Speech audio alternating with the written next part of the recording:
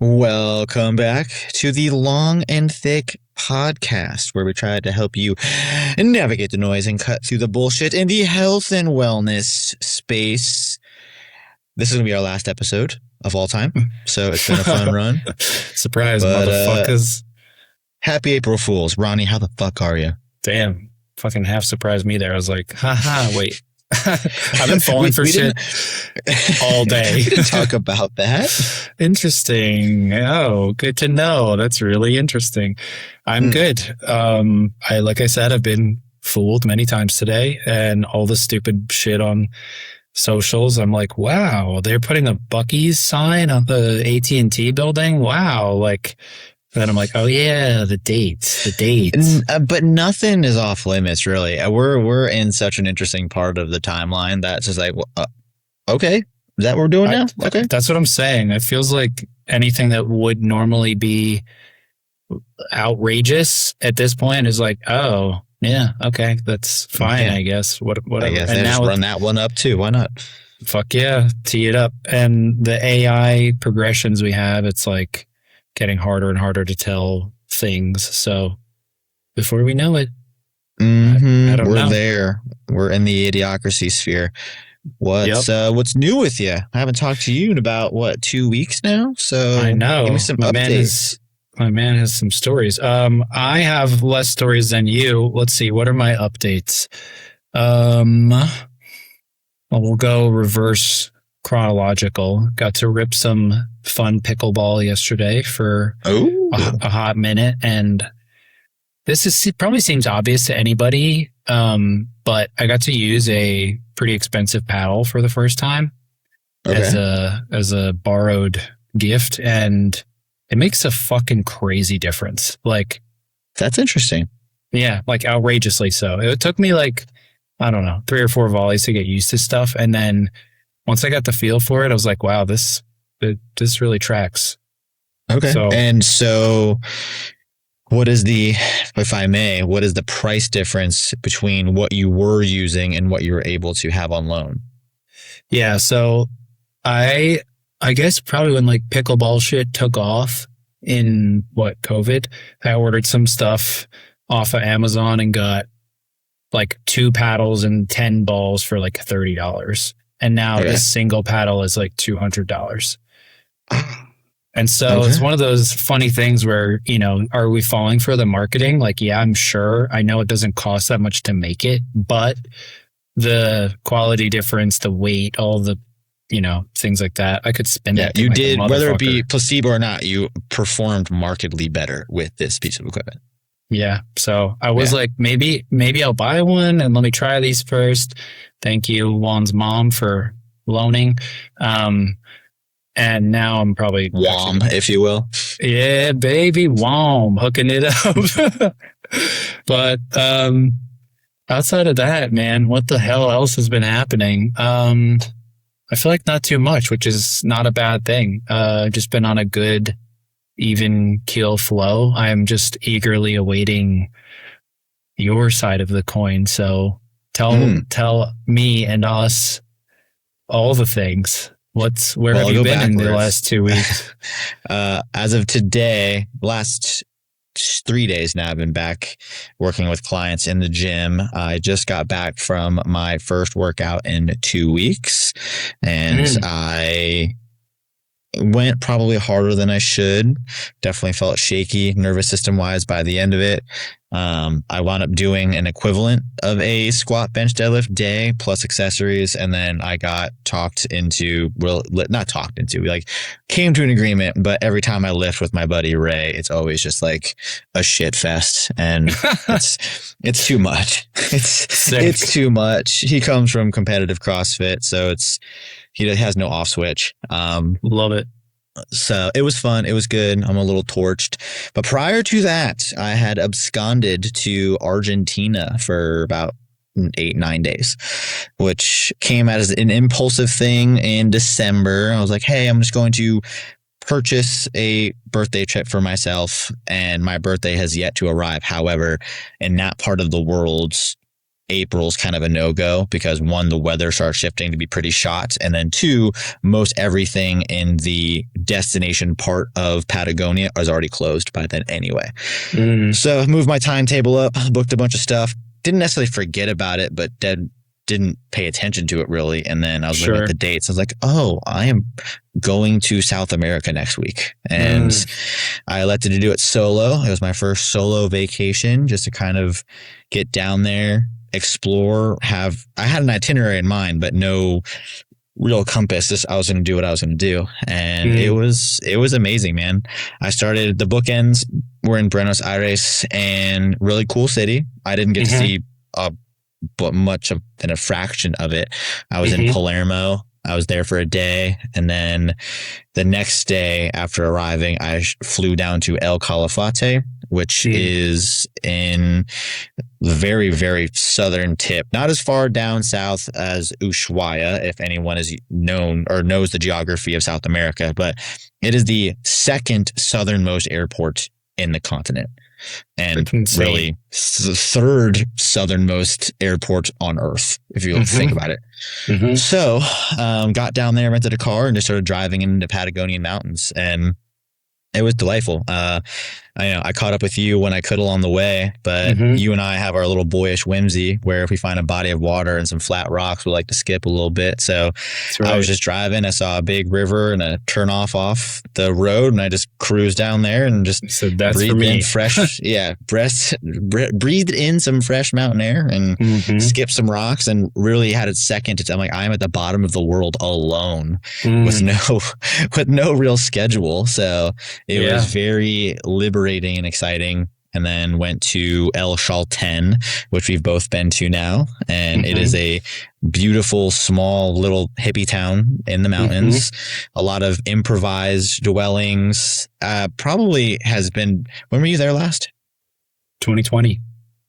Okay. So I would imagine maybe more footprint has been added there. I mean, there's tons of restaurants and B&Bs and little lodges and such, but still the overall footprint of the city is smaller than my neighborhood. So it's crazy. And to think that what was even more wild is the first day that I was there, not only did I see two of my former neighbors that just moved off my street, a gentleman who I used to train, who's been on a year-long world tour sabbatical. I leave a store and I hear my name get called, then I for sure just disregarded that shit. Of course, like, well, whatever. And then hear some shuffling and then a tap on my arm and my name again. And I turned around. I'm like, how is this happening? Yeah, that's fucking insane. Yeah. How in a population town of like maybe 900 in the middle of nowhere in a tiny little corner of a mountain range do I know three people? Yeah, that's fucking insane. So bonkers, did a couple hikes. I definitely thought of you on day two hiking. So we've talked about this at length on the podcast about a lot of things that happen in the body are down chain effects of things that happen somewhere else. And after hiking 26 and change miles over 2 days. Damn. My left hip flexor was not the most stoked, but in turn, my right adductor started overcompensating. And it was very, very obvious when my gait was shortening on my left side and then the inner thigh on my right side was just like, oh, we're going to take this over. But then doing too much to where I was like, why the inside of my right leg noticeably tired and tight? So, and then the next day, the next day I was at a B&B with another woman from England, a couple from the Americas, and a woman from Brazil. And I came down the stairs just slow, very tight. And I kind of round the corner. I'm like, is anyone else held together with like a leave and a dream right now? And everyone's like, yes, we're fucked. We're all fucked. Oh my God. I bet. It was nice to have a rainy day, but with the weather down there, you're at the whim of clear skies. So the first Saturday, the Sunday, everyone knew was going to be like the big clear day. So that's when I did a sunrise hike to Fitzroy. And then Saturday, I was intending just to sleep in and kind of do nothing because it was supposed to be a gloomy day. Mm-hmm. Woke up and looked at my weather thing, the projection, and it was clear by 10 a.m. I was like, oh, crap. So I rallied, had some leftover pizza from the night before, pounded some rough coffee, and quickly made a pack, and boom, out I went and wound up doing like 12 miles that day to a lake on the main big Patagonian thing is Fitzroy, but to the left of it when you come in is like a more jagged, almost like Flatiron from Colorado looking thing called Cerro Torre. And I went up there and went to that lake and chilled out for a bit, and then was all over the place. Went down south again, chilled at the glacier, then went back to Buenos Aires and came home. But overall, it was truly incredible. Patagonia has a beauty and a wildness to it that I would not have imagined. And it's different when you're just pluck yourself out and just drop yourself in it and you're like, do something. Well, especially alone too. Like, I feel like that totally drastically changes any experience, but something that like intense. Like, I was like not spooked, but like emotional about going with like buddies, and you know, like it just was like, wow, this is like a big thing. Like, it's not like scary, like, oh, we're gonna scale Fitzroy, but you know, it was just it's a long trip. It's a super long flight. You're like fucking closer to Antarctica than anything else. So it's like, wow, this is very different. So trippy that the sun doesn't leave until fucking 1 a.m. and you're like, Yeah, so sunset was real late, and was interesting too, and you can confirm this, but the hike into Fitzroy, the first mile is a little like, okay, I'm winded, and then you have a 5-mile stretch in the middle that's like a pleasure cruise, and then the last mile like, is you come over this ridge, and it's like Godzilla entrance, like dun dun dun dun dun, and I did it so early in the morning that all you saw was like an ant trail of headlamps going up this thing, and it's straight up, dude. It's a scramble straight up that's a mile long, and worse than that was I did not prepare or expect this, but all of it was iced over. Oh, fuck, really? Yeah. So like my rain layer was completely frosted over. The camera that I had like attached to my pack was like a brass body film camera, ice cube. Just would not even work. Oh no! And I had to like leave it out in the sun for it to melt and slowly come. Yeah. So like the advanced lever, the shutter button, nothing. And then when the advanced lever would break through, the camera that I have, the advanced lever like clicks out, and then that will turn on like the light meter. And I would get in and like just be able to see something, and it was like flicker off. And I'm like, did I just brick my fucking camera? Oh, that sucks. It was fine. It came back to, hopefully the filmed photos came out all right. But yeah, that last mile, it's a doozy. It is rough. Did you go in the water? No. No. Oh, dude, I swam in that shit, and it almost made me hypothermic. Yeah. All I had was underwear, and I went in like in just boxers, but then I left my fucking cold ass undies on and put the layers back on over. Because I wasn't planning on swimming, and like, sure enough, some fucking kid jumped in, and I was like, "Fuck!" Like, it reminds me of when gotta do it now. You watch the kid jump off of the fucking like mountainside, the high Dave, and you're dude, like, they just no balls you immediately, and you're like, "Fuck!" And I'm like, "Okay, it's cold, I can't." And then I was like, "Fuck this!" I'm diving in, and I like head bonked into the water. But, oof, dude, yeah, I can't imagine, because it was before the sun really broke out over the mountains, because the sunrise hits the crest first, and then there's a big ridge off to the left that you have to hike up to, and that's like the second piece that gets sun. But I mean, it was cold and wet. Like, it was a wet cold up there that particular day. Yeah. And yeah, I couldn't have. You got bigger balls than I, my friend. There's no way. I didn't also walk up in a layer of ice. That probably would have made that not an option in my mind. But even if the stupid fucking kid jumped in or not, but in the town, awesome. Did you go? Is there still a little cafe? I remember there being like a store that had like climbing gear. At the time that we went, there was like only literally one that like sold jackets and Was it boots the and one things like. kind of close to where the trail starts in the ranger station? Yeah, we stayed like Yeah. above it. We like literally stayed in the Airbnb above that. Oh shit. Yeah. So there I don't think there was another outfitter. I think I can actually pull it up right now. And It there's like a cafe was down the street. Oh dude, that Um, particular street is solid. Like 4 or 5 blocks of cafes, bars, breweries. oh, there was It's one cafe and there was plenty of bars. All right, this will be hard for me to explain. I think yeah. when you're The place pulling. that Go ahead. you Go go ahead. ahead. So the outfitter place, it's on San Martin Road and it's called Viento Oeste.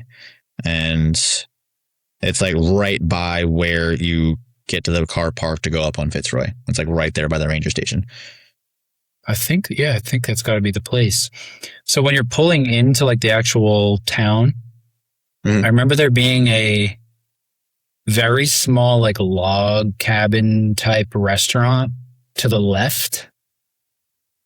And it's like a little like mountain house vibe. There's tons of shit all over the walls, like climbing stuff and medals and plaques and very like cozy place. I'm guessing you ate at quite a few places here. Yeah. So my meals. So there was on the first night I was there, I did a small little hike that overlooked the town from the other side of Uh-huh. where El Chalten is, Mirador Condores. Uh-huh. And after that was supposed to be a sunset hike, but I was just getting blasted with wind. It was gray, and I'm just sitting there like, I was waiting. I'm like looking at this time of sunset. I was like, there's no way that this is randomly going to turn red and gold. Like I'm shot on this. So Sure. I just went back down, and then there's a place called Laborum Pizza that was really sick. Tiny place. The whole place is smaller than my bedroom, and just sat at the bar, and place is just popping off. It was super sick. It was good. It was very, especially given the fact of where you are in the world, very good pizza considering. Yeah. And then the next day where my B&B there was a little cafe and a corner like supermercado kind of thing. Mm-hmm. So just getting treats and such. And then I had leftover pizza because they only sell by the pie pretty much. So that was my breakfast / lunch. And then after the hike, I came back to the little cafe and got like a croissant and an apple pie thing. And then that night, the neighbors I had seen there, the wife is a very high-end travel agent and she vets properties and does all that kind of stuff. So they were staying at a ranch in like outside El Chalten. Okay. So they invited me out there for dinner because they have like a cool whole cooking setup that treats the entire ranch, like kind of like upscale cowboy cooking pretty much. Wow. So did that, which was rad. And then the next morning I got up super early, and when I got home, the little corner store was still open. So I got a Monster and this dismal, this like paper thin ham and cheese sandwich, because culturally too, I don't know how it is at other places, but at least there, like the cultural norm is to have like a summit sandwich when you get up there. And I don't know how big in the hiking world that extends, but at least there, it's like you got to have a summit sandwich. And dude, it was like the white bread, the ham, and the cheese. Like you could, they like roll it through a fucking like pasta maker. You're like, what? For sure. So, and it's like cut in 4 pieces and then laid flat like a little like fan. I'm like, dude. But again, I had my Monster, I had my summit sandwich, got up there, and it was sick. So, and then that night, where did I eat that night? Did you have any steaks? Oh yeah. I mean, there was that night. Where did I eat that night? I had a burger at a place that was a little subpar. The quaint part about that place that had a burger is it had a little old lady running it, probably like in her 60s, 70s. And they were playing 90s like alternative and new metal. And she didn't speak a lick of English, but she would hum every melody of Evanescence, Linkin Park. Oh my God. So it was bizarre. That's amazing.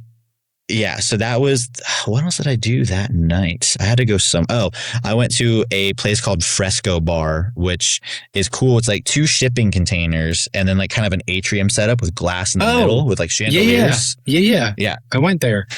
Yeah, so had a really bomb pulled pork sandwich there and sweet potato fries. Like, not even good for the area. Like, one of the best interesting sandwiches I've ever had. Yeah. And then last night I was there, I went to a place called the Asadores, which is their only kind of fine dining course menu place in the area that you have to get reservations for. So it's 5 courses. They either do a meat option or a vegetarian option. So it was a guanaca empanada, which is kind of like their local alpaca llama creature. So I had that. They everywhere around there, if it's like an upscale place or even not, everyone has like a choripan, a chorizo, and a blood sausage dish.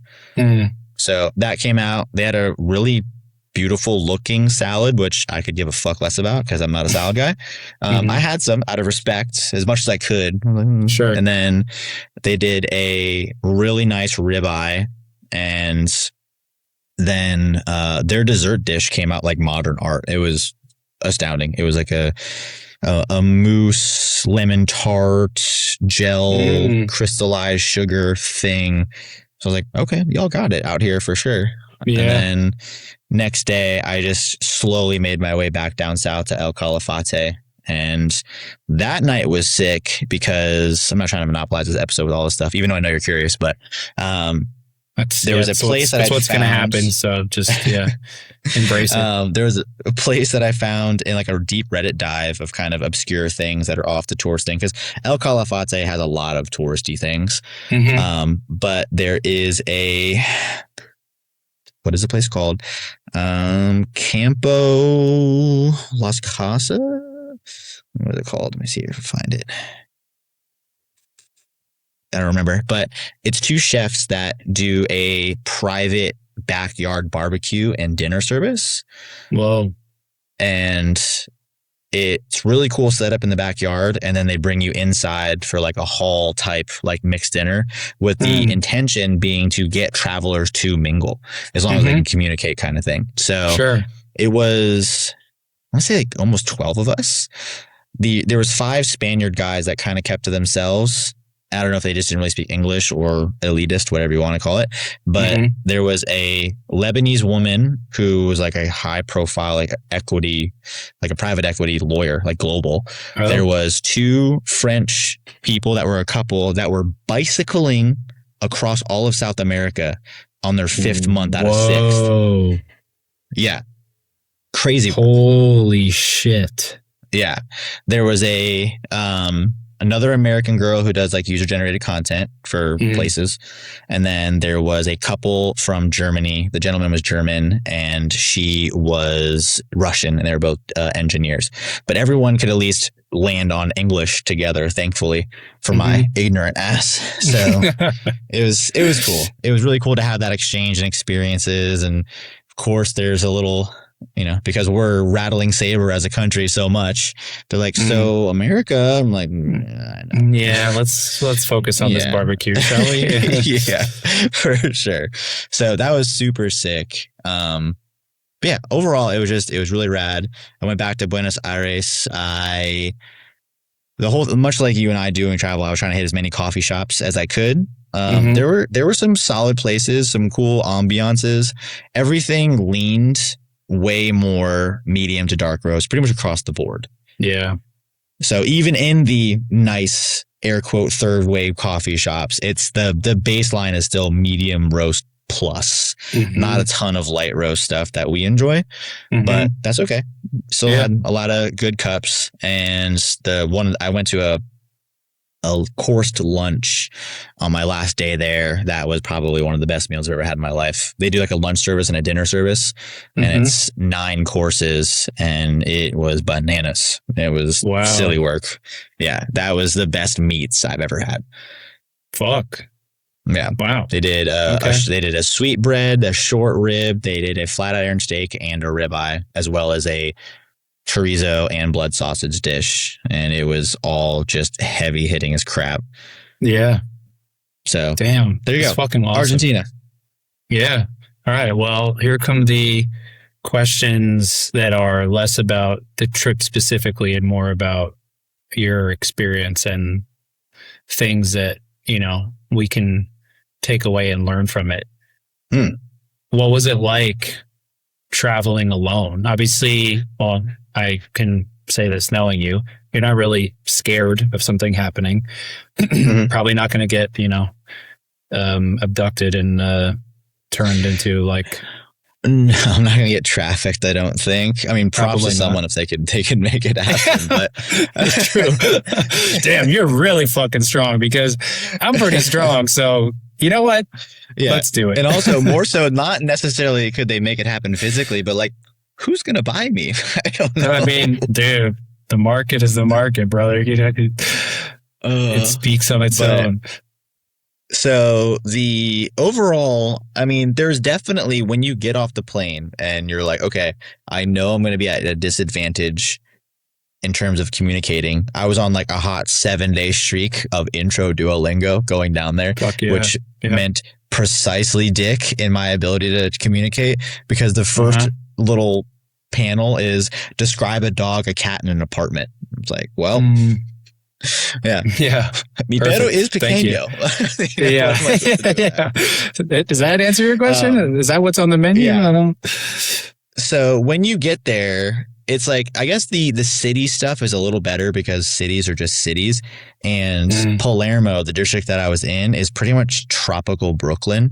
It's a giant grid thing. And it's just infinite amounts of coffee shops, bakeries, wine places, and like bookstores. And it just goes forever and it's sick.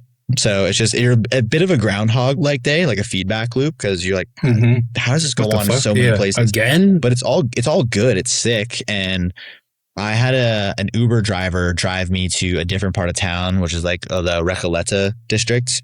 And it was interesting because she was like, hey, just be like really careful. I was like, what do you mean? She's like, where I'm dropping off is like not nice. I was like, all right. Okay. Like I'm looking at reviews of things and it's all like chill. And I was like, really? She's like, yeah, like theft and shooting and this, that, and the other. And I was like, okay. And she dropped me off in the equivalent of the Gulch here. Sure.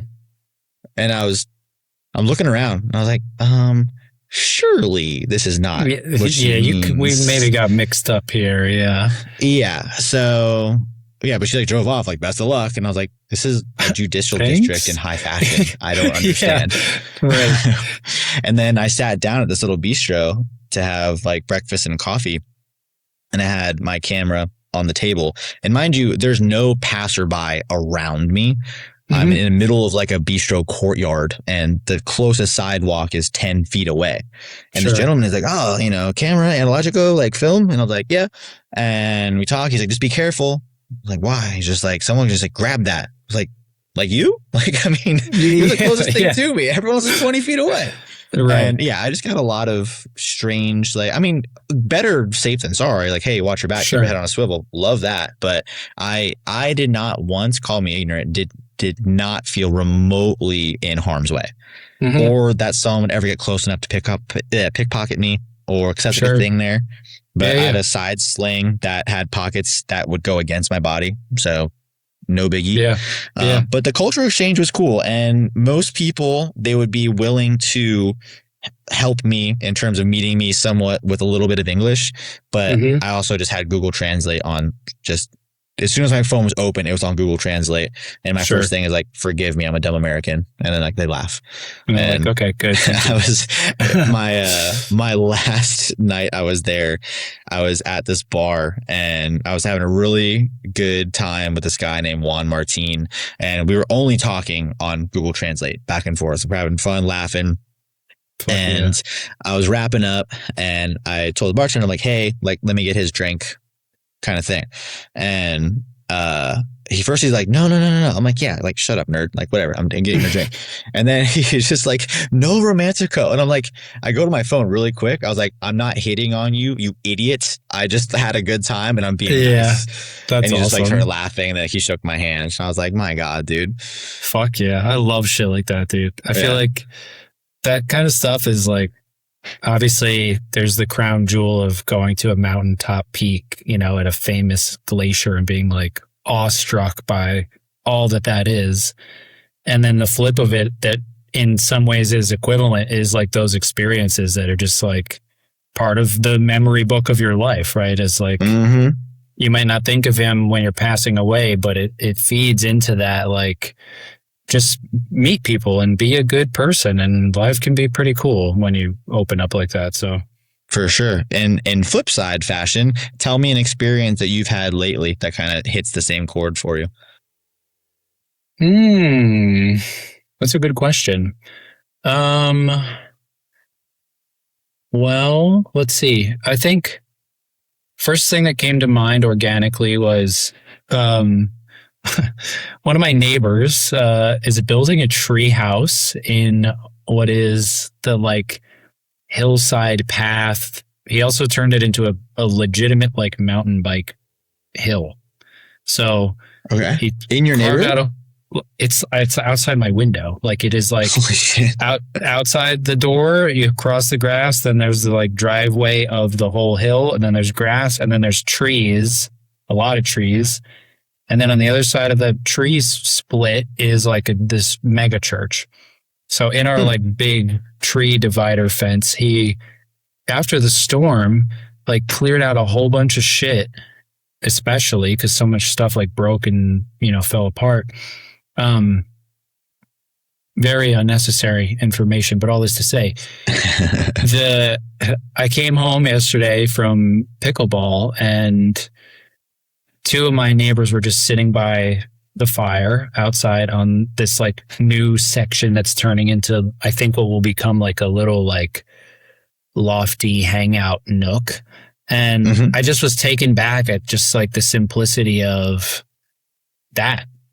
Like the moon was looking gangster, like they're chilling. I walked over and sat down, and it's just so like special. And I know you can appreciate, especially after moving into your current like situation, like how cool it is to just like, oh, I might just go hang out with whoever's sitting outside.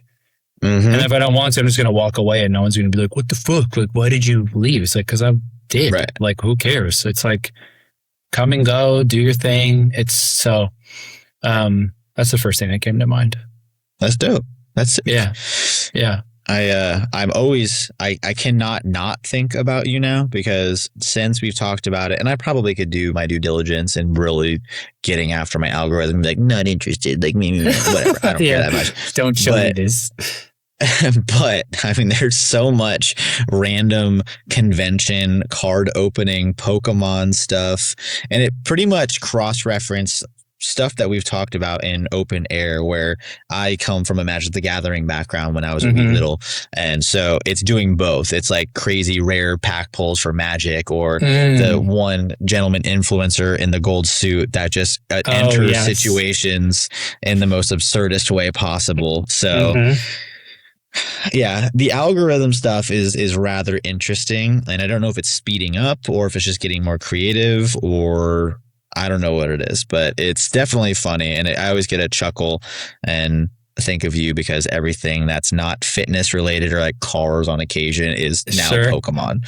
Yeah, that's fucking awesome. I was actually thinking about ripping a pack at the beginning, but I would have had to open. Do you have one on you? No, I have to like crack open a bigger product. So it's so you have something that has multiple packs in it that is sealed. Yeah.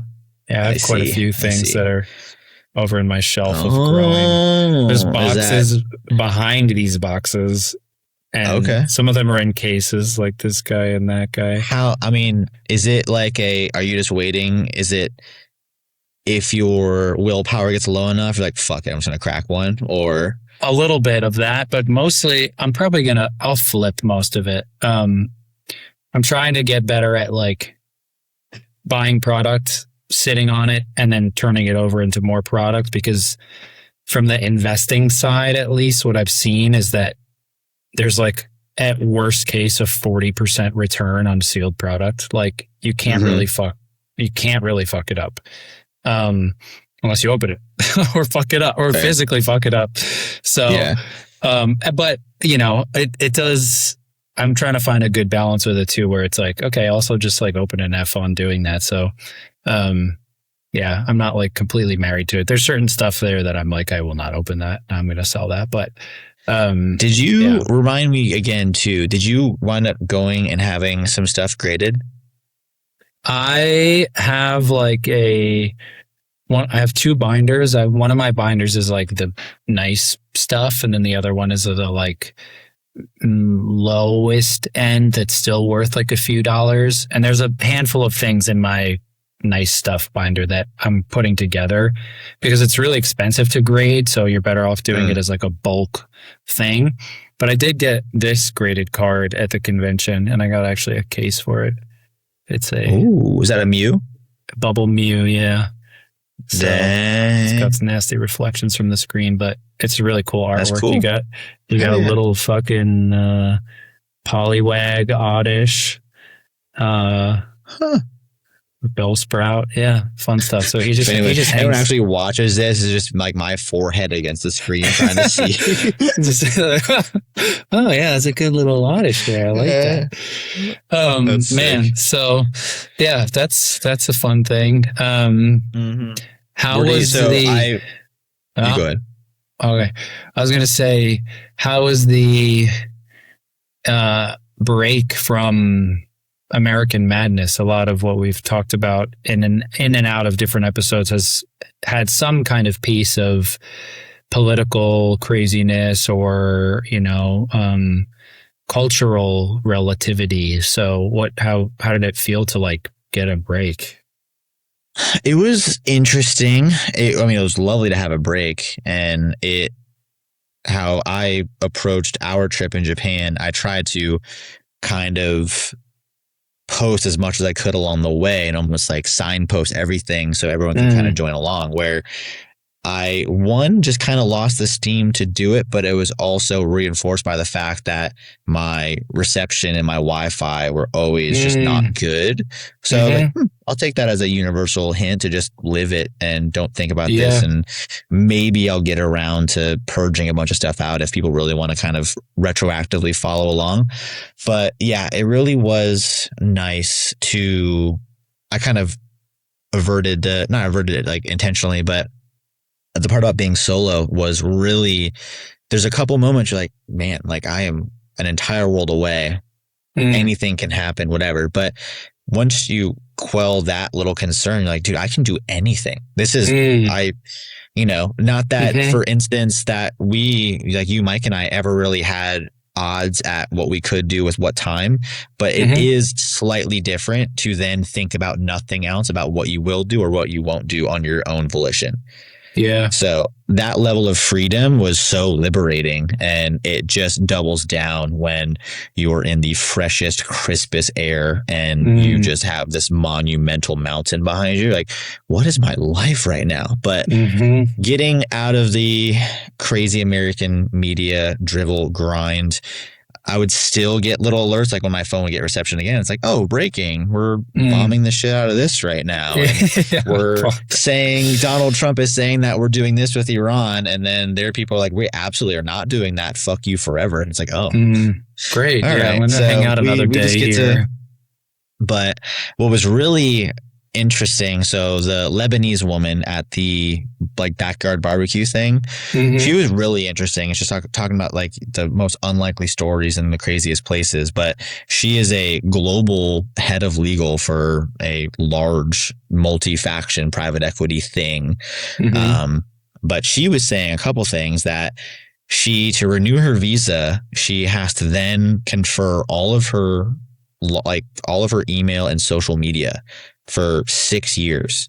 And if at any point that she had any sort of dissenting things to say about our administration, they could deny her visa. And she is kind of obligated by her company to go to various offices in different parts of the Americas. So there's that. And then it got even crazier because her mother is in Lebanon, which just got invaded. So she's kind of chuckling. She's like, well, I can't really tell my mom what I'm doing because two things. One, she's going to worry about me traveling at all amidst this chaos. But so much worse, she's like, Mom, have fun with bombs. I'm hanging out in Patagonia. Sure. Yeah. Which is crazy. That is a crazy sentiment to have. And I mean, she was chilling. Don't get me wrong, but she's like, sucks to be in Lebanon right now. I'm like, oh my God. Yeah. So it was interesting. There was I don't think it'd be appropriate to repeat what the man said, but it was also humorously ironic that the one gentleman, the German man, had some affirming things to say about how certain things are policed in the Americas. And he's like, oh, this thing. He's like, I like what they're doing. I'm like, oh, of course you would. Yeah, of course you would, coming from the German man. It's just he didn't really mean anything by it, but it just was kind of funny. But yeah, that's overall, crazy it was town. Nice to unplug from the craziness. I got heaps and helpings of it as soon as I got back. I was like, oh, we're here. We're doing that again. And it's just unfortunate. We've done this dance before as nations. They keep breadcrumbing us along, like, oh, we're gonna wrap this up in a couple months, and this is gonna be a couple year thing, at the minimum. Yep. So, and then it really does seem that we're starting to piss people off that are really just starting to put their claws in the earth and be like, we're going nowhere, dude. So, alas. Do you feel like, having traveled alone for the first time, you're like, fuck, I definitely want to do that again? Or is it a little more like neutral, or is it like actually, I don't know that I would want to go somewhere alone again? I mean, I can't say I liked it. It'll happen again for sure. I don't think it completely nullifies the interest of doing it with other people anymore. Like I would say it kind of opened up a new lane in my brain of how I would do that. But that was my first solo travel, and I'm almost 40. So everything I know is traveling with people, whether that be friends, loved ones, significant others, bandmates. So it's what I'm conditioned for, and it's what I also enjoy. So it's one of those things where selfishly, for sure, I could do it again. Maybe like it's a single yearly thing, but also too, I really do like sharing experiences with people. Like we talk about community all the time, and I don't think our Japan trip, for instance, would be remotely as cool if it was just me. Sure, I agree. Yeah, I feel so. I think a vast majority of what made that so special is us being able to share that, riff on it, and just share the absolute unbridled excitement and awe in a lot of those things where sure, I would feel that internally, but I wouldn't get to look at anyone and be like, are you fucking seeing this right now? Like, did you just take a sip of that? Did you just eat this bite? I mean, I could. I would inventory it. You'd have no one around you, and they'd be like, look, did you? And like this, some sweet Japanese person's like, easy. Yeah, easy. Chill out. Yeah. So what about you? What do you feel like?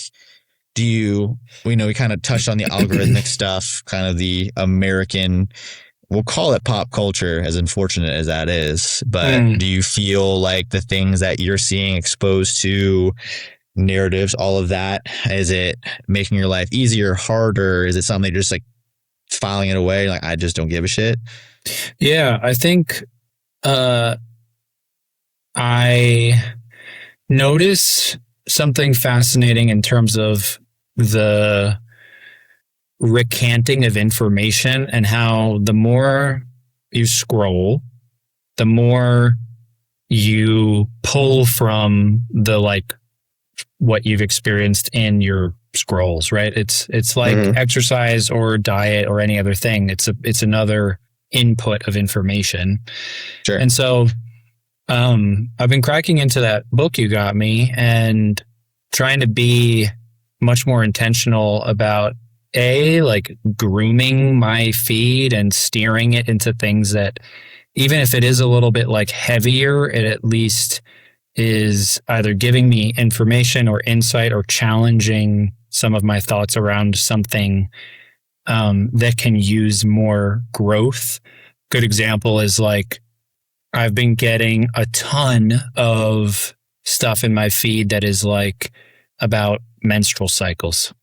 In fact, I think we could probably do a pretty awesome episode on this in hopes that like we can educate men on how different the experience is on a monthly basis compared to men's hormone cycle. And so things like that, where I'm like, wow, this is really just helping me.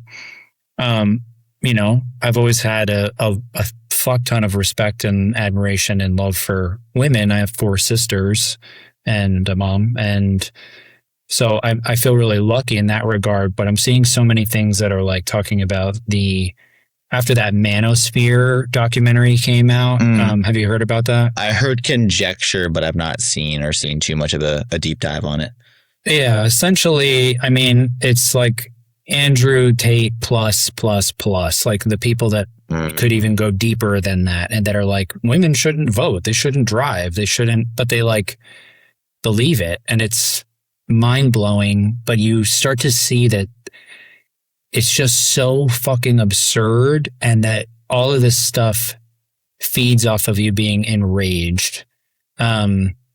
And just like emotional as a byproduct, and either you engage negatively, right, or whatever. So, I feel like I've gone to the point where I'm a little bit more like numb and just like, how else am I going to respond to this? I can't keep having these big like emotional spikes based on this like devastating news, because it's just is like thing after thing, and so I'm trying to be much more intentional about filling in things that are either feeds that are positive, feeds that are information based, or, that kind of stuff. And so, I want us in part of our contribution to media and all of those things to do that, which I think we do actually a pretty good job at doing.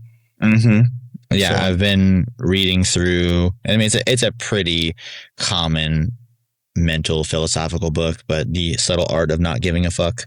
And it's very timely, because I'm in this spot now where he is talking about, I mean, we're conditioned to all of our media because eyeballs are what keeps things monetized. And we're at a point now where nothing can just be normal or even mediocre.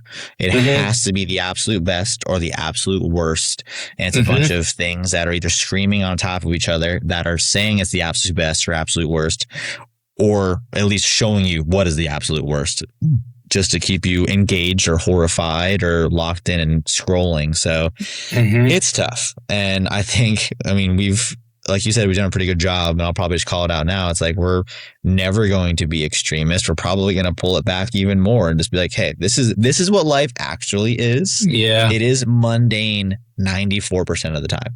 And we get to have should be some really cool experiences, some really cool conversations, and have these really neat blips along the way. But we have to be okay with the mundane, with the normal, nothing exceptional. And then in that peace, in that lack of that, the flat line area, then you have the wherewithal to look at stuff and like, I can improve that a little bit. Not, I need to make this one part of me is the absolute worst fucking thing, and I need to do whatever I can to make my life the absolute best, most extraordinary thing. It's just like, it's a recipe for going nowhere fast, unfortunately. Yeah. Agreed. We're in April officially. Fools. Yes. Yep. We are both fools of a took.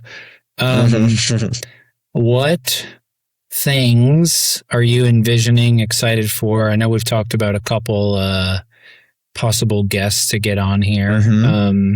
Yeah, I just need to circle back and just see scheduling wise, because we have ways of doing it, and we have venues to do it in with a little creativity. So that is the next push. We talk about having ugly action instead of over planning, and that's just what it's going to be. We're going to just crowbar some stuff in, and I am really, really excited to have people in a room with us. And it's something I can only imagine, but what's cool about it is it doesn't matter what you imagine, because the minute we start talking, it'll be nothing like we imagined, which is a really special thing. Or it's that old adage that you can have the best battle plan on earth. You can have the perfect battle plan until the enemy shoots back.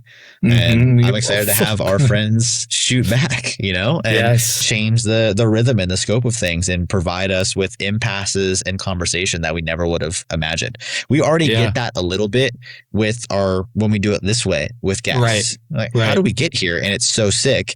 And being able to feed off of that live, I am truly excited for. So we do have a roster, and I just need to go and circle back and be like, hey, when can we actually make this happen? Yeah. And just get it done. So that's what I'm excited for April.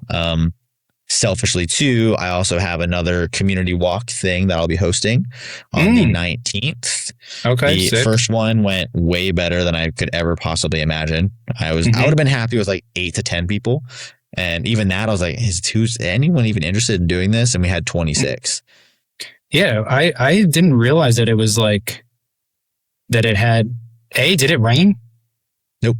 Clear. Okay. So no fucking rain for the first time, right? Yeah. And then and now it really launched. So is there a number goal? I know you're like, you don't care about that side, but in terms of percent of increase and just more for the sake of like more people moving, like, and being involved. No, I mean, if I want to kind of meet or talk to a couple people that just seem like no matter what, I'm coming, and then kind of use them as anchor points and be like, hey, how can we get together to make this even better? Because it was really cool to even watch people like on the trail with us and be like, what is this? Like, what is going on? Like, dude, we're just getting out here and moving and talking. That's it. And then people are like, that's cool. I'm like, either join or come do it next time. So number goal wise, I don't know. I mean, there's a cynic in me that always thinks that maybe I got lucky, like it was a flash in the pan and just like the perfect scenario, and I might have less this time, which is totally okay. And it's just a consistency that will build. But I've had several inquiries already about doing it again, which is killer. It wasn't one of those things where people are like, never do this again, idiot, wrap it up. I was had the worst time of my fucking life. Yeah. So even if we added a couple heads, that would be great. I think, if we could do this, and I might have to change even possibly the venue or whatever's for parking sake, but if we can get up to like 40 or 50 people in a couple months, that would be freaking tight. Yeah. So remind me again, you said 19th? April 19th, it is a Sunday, and 9:00 if you're in Nashville, Shelby Bottoms Nature Center. There you go. The invite is out. Anyone who's not already part of it that is a listener, please join. What are you looking forward to in Abril? I got a wedding at some time. I have to check my calendar to remember what weekend, over in North Carolina, which should be fun. It's a nice time to drive down there. And then what else? There's not a lot of crazy things on the docket. I'm excited to get back into, a flow with people in person with our episodes and things in that space, and just honestly like embracing the spring. Usually I get allergies, and somehow this time thus far I'm like fine. So that's great, and it's been lovely so far. I feel like we skipped past the tornado bullshit that happened last year. We had like one. I say that, and who knows what will come, but we hear fucking thunder, and but yeah, just like tapping into the season, and I think things feel very open. I did have a really cool sit down with one of the very few people that does PRI stuff. That was yesterday too. Yesterday was a long day, which was really awesome. And got some wheels turning, got some ideas brewing. And I was looking at some dates for being able to get back out to Nebraska. So I'm just glad I still feel excited. That's where you did your last coursework, right? Yep. And so it just feels good to be still stoked about what I'm doing vocationally, and like trying to remember those simple, beautiful things that, like you said earlier, like our lives ought to be relatively simple and sort of mundane, but there's so much insane beauty in that stuff. Like, and if you just sit and appreciate, it's like you can really be taken back by some very simple things. And just happy to be fucking extra hippie brained, For sure. Yeah, no, it is interesting that the older we get, and it's just like, man, like not even being overly cynical, but it's like, dude, so much of this stuff doesn't matter. And it is rocket fed into our gullets that it does. And it's like, y'all, man, we are going down. My God. Cuckoo for caca puffs, dude. I don't want any more caca puffs. I've had enough bowls of caca puffs, dude. Spit them out. Oh, yeah, That's so funny. So yeah, I mean, well, one, I miss the hell out of you. I always appreciate catching up. I appreciate anyone who listens to this that found any value in my travel rambling. I kind of feel bad for monopolizing, even though you forced me to do it, but still. I don't care. Yeah. Yeah.